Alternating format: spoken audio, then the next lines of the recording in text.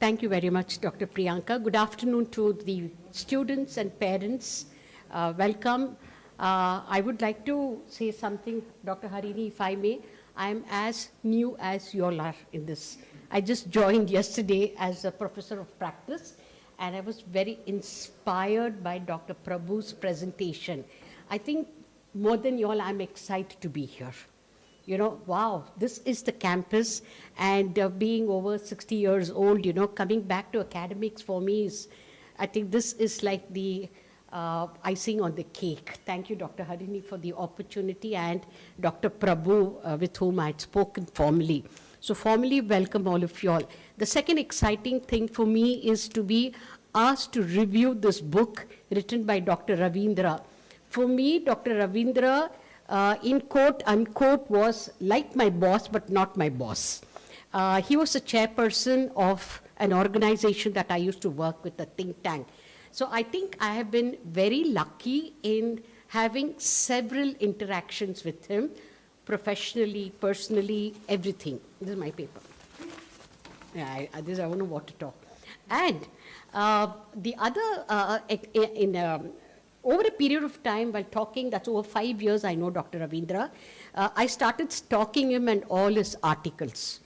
I read all his articles. He writes regularly in the Deccan Herald, and very well written. I think that comes out from his practice as a practitioner and as a government person. You know, being the ex-chief secretary, he's brought in his practice, his experience in all his writing. And what is very, very knowledgeable in his writings is the practicality of the subjects he picks up. So when Dr. Harini called me and she said, Dr. Annapurna, we would like you to do, I said, I'm not an expert in this field, but I'll be happy to do that. And I've just written few words about what I read about this book, my experience, if I may do so. Urbanization has been knocking at the doors.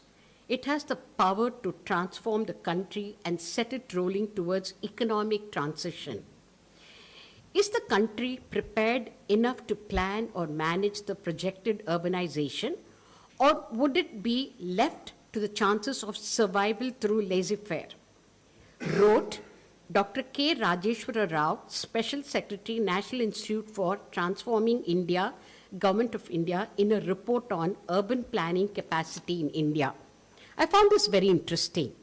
To respond to this question by Dr. Rao, I say yes. And the book on Governing Urban India Policy and Practice, written by Dr. A. Ravindra, provides several excellent solutions and answers. Why I say solutions is, in the field of public policy and programs, it is not always the success of the policy that's seen, it's always the challenges that is seen. And as students of public policy, this is one thing you all will be coming across, and as young policy would-be analysts, policy persons, you will have with your young mind, think about what solutions can we give? How can we solve this problem? It affects me, it affects my neighbor, it affects everyone.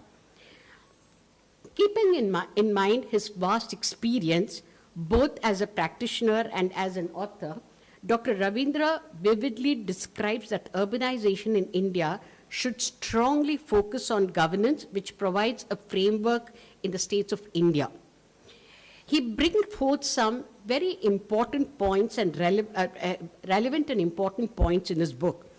To name some of them, because I don't want to go through this book is going to be available in the library, and we are going to have sessions where we are going to read it together and discuss it, and probably if Dr. Ravindra has time, we could invite him to join us also when we have this presentation, because that's one of the lucky things that you all are going to experience at MAHE, the Department of Public Policy, where we actually have experienced people like Dr. Ravindra and other people coming and talking to you about their work.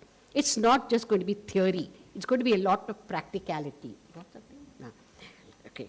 So the first thing he writes about is the challenges and opportunities that India faces, challenges in terms of governing the human, social, financial, and environmental capital of this process, where he explains, urban areas have increasingly become central to society, culture, and the economy that define who we are as a civilization.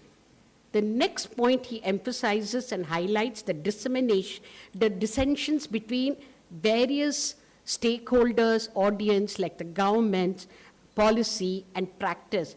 We all must remember, and you all will get to learn as you all start your course, all policies, for it to be a success, is not just the government.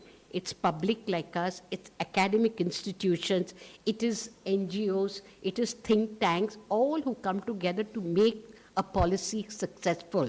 And we always keep saying the government doesn't know, what do we do to make the government? And I think this book brings out some excellent examples of that. It must be appreciated, Dr. Ravindra has used his vast expertise, which is knowledge and experience as an administrator in providing various aspects that makes to or breaks urban infrastructure.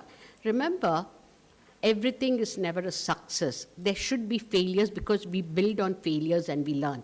Others will be in this glory of, I'm the best, I'm the best, I'm the best. Of course, I'm the best, but I want to be better. I want to be much more better. So what makes the book more interesting is in narrating his personal experiences, which makes the book a reality and realization, rather than just some words put together in these 300, 400 pages book. It's not just that. It's a lot of reality that comes in. Finally, the book highlights a cohesive approach and discusses and moots the ideas of power sharing in urban governance. To include, I personally believe that the book aptly resonates to SDG goals 9 and 11. SDG 9 being build resilient infrastructure, promote inclusive and sustainable industrialization, and foster innovation. SDG 11 being make cities and human settlements inclusive, safe, resilient, and sustainable. Once again, congratulations, Dr. Ravindra sir, for bringing out this excellent book, and we are lucky to have a copy of it to read it, because today reading, in my opinion, has become a little less for many of us. I think this book should revive our passion to read. Okay? And also I would like to thank Mahe, Dr. Harini, and team for giving me an opportunity to share some thoughts from my side on this book. Thank you very much.